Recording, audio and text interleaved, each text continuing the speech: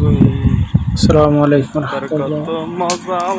আপনাদের যাচ্ছি ধান খেতে কিভাবে মেশিন দিয়ে ধান কাটা হয় আপনারা দেখতে পাচ্ছেন কিভাবে পাখিগুলো উড়ে উড়ে পোকামাকড় খাচ্ছে আর মেশিন দিয়ে ধান কাটতেছে আপনাদের দেখতে পাচ্ছেন। আর মানুষের দরকার পড়ে না, এক মেশিন দিয়ে দিন অনেক ধান কাটতে পারে। জেনে 10 জন লাগে একখান খেত কাটতে, 20 মিনিট সেই খেত কেটে ধান জড়ো করে দেয়। দেখতে পারছেন অনেক সুন্দর মেশিন আবিষ্কার করেছে। আপনাদের ধান আর আপনাদের খেয়াল করা হয়েছে, আপনারা দেখতে পাচ্ছেন অনেক সুন্দর ব্যবস্থা হয়েছে। অনেক সুন্দর মেশিন দিয়ে ধান কাটতেছে, আপনারা দেখতে পাচ্ছেন। সামনেও কাটা যায়, পিছনেও কাটা যায়, আপনারা দেখতে পাচ্ছেন।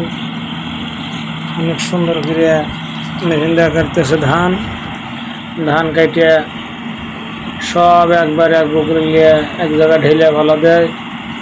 সেটা আপনাদের দেখাবো। আপনারা দেখতে পাচ্ছেন ধান কিভাবে মেশিন দিয়ে কাটতেছে, আপনারা দেখতে পাচ্ছেন। পাখিগুলো উড়ে উড়ে সব পোকামাকড় খেতেছে। অনেক ধান খেত কাটা যায়, অনেক ধান কাটা যায়। একটা মেশিন দিয়ে 20-30 বিঘা করে দিন কাটা যায়। অনেক সুন্দর করে ধান কাটা যায়।